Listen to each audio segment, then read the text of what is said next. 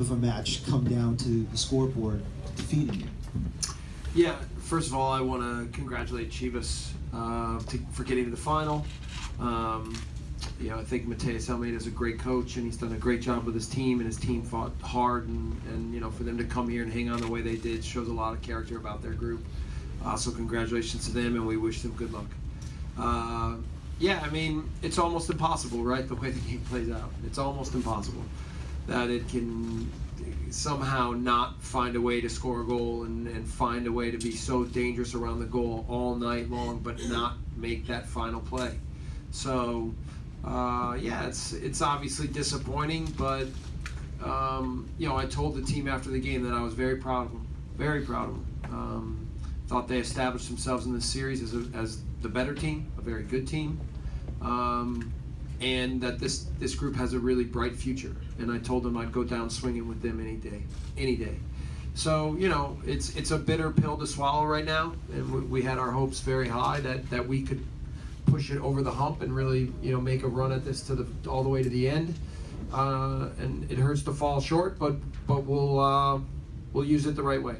Jesse, did you feel that Chivas was just going to take that home goal from the first leg and just keep in their back pocket and trying to defend all night long? Well, we felt strongly that we could. We put a game plan in place that we felt like we'd be in their end a lot, that we'd be creating a lot of set pieces, that we'd have the ball in the box a lot, and then that we would be able to get behind at moments and create chances, and we did everything that we tried to accomplish.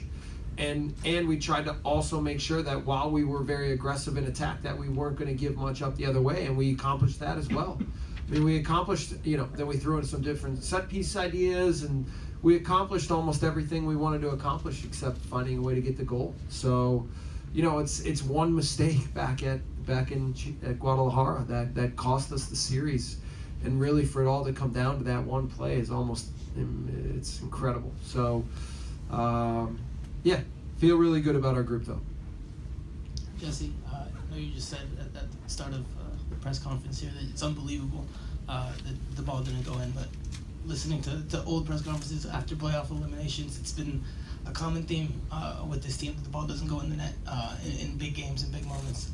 Is there not enough composure in the final third in these games? You guys get some chances, have chances, get close, get within a few inches, but ball doesn't seem to go up in the back. Yeah, Franco, this one for me is very different, right? I mean, in other games, I almost felt like our team was waiting to disappoint themselves, to give something away, and this team didn't give anything away, and they went after it, right? So, although it winds up being a loss on the scoreboard and the result doesn't go our way, and listen, I'm judged by results ultimately, but this team has something. There's something to this group. So, yeah, like I said, we're gonna, as disappointing as it is to be right on the doorstep of a big moment for the club, like I'm so optimistic with this group. Jesse, you decided not to start Kaku in this game and put him in a little bit late. Do you feel like maybe if you had him in earlier, it might have helped with a little more composure around? Yeah, I mean, I feel like the way that we started the game was really good, and the tactics and to rotate Brad underneath so that he wasn't just being marked by a center back but could find more space, and to have the guys in front of them to really be aggressive, to be on the run and play behind and put them on their heels. Chivas is a very unique team tactically. I've never seen a team play like this ever. And it's an interesting way that they do things, and it makes it a very difficult team to break down, a very difficult team to score on. And in many ways we achieved so much of what we wanted to achieve.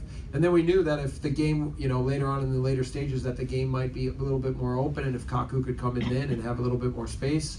It winds up being a little short on the day, but I think it's more to do with, not getting a break or a little bounce, or to have so many plays around the box and have none of them come, find a way to go in that's what I say is incredible. That's the unbelievable part, not the rest of it. Just like, how does the ball not go in on the day? Jesse, you said that this way back in the back. Yeah. Sorry, you said it was the disappointment of not getting the goal, but how disappointing was it to play a game, almost the second game in Guadalajara? What do you mean? That crowd was Oh, yeah, okay. Yeah, I mean, you knew. Listen, when you play here, I've been through this enough. I helped coach the 2011 Gold Cup in L.A. And you want to talk about a Mexican crowd? I mean, there might have been in 100,000 people, there might have been 400 Americans.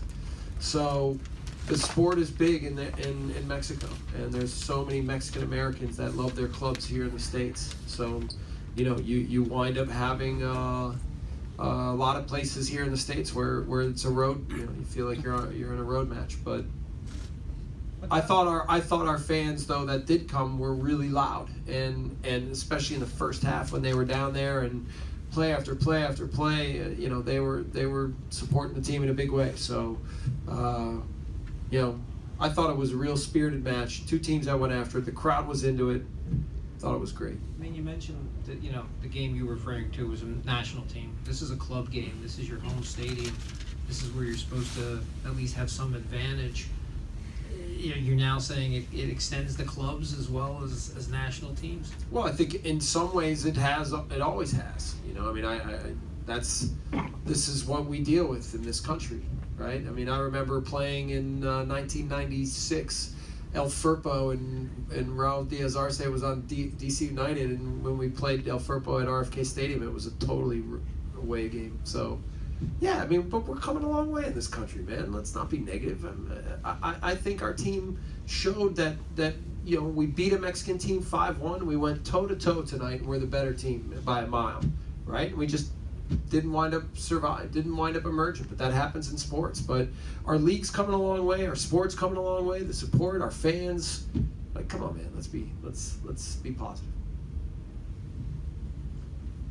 Jesse, with the timing of how this competition comes, the team has been coalescing and we've been trying to pull a new team together each year for the campaign.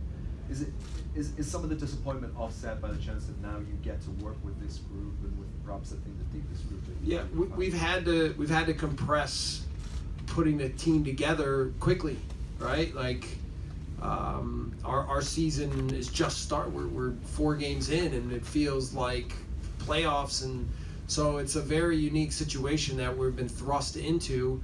I think we'll learn a lot from it, and I think it'll make us better. And like I said, I think we've seen that this group has some really good qualities to it, and has a big potential. So the key for us is to take a day to decompress a little bit. We've got to kind of get ourselves into mode for the season, and now we've got to, Saturday can't be a game where we feel sorry for ourselves and come out and play flat. We've got to now take this confidence and momentum and take it into the season and make sure that we really launch ourselves in a good way here for the next couple months. Jesse, can you talk about the way you used Bradley Wright Phillips today? He seemed to be playing behind the forward line more than I've seen him. What were you trying to accomplish? Yeah, we were playing him almost like either like an underneath striker or like a number 10, and when they go man to man, then when his back's to goal, it's hard for him to get away and find space. So by putting another striker up there and having him float a little bit more underneath, he could catch balls, be facing the goal a little bit more, helping to put combinations and plays together. And then, the goal was also to have him joining in late for crosses, for balls in the box. So, it was overall, Brad's a much better footballer than most people give him credit for. So there'll be days where we can do that, where we can almost use him as a second striker or an underneath striker or a number 10. Thank you. Yep. Thank you. Good, thanks.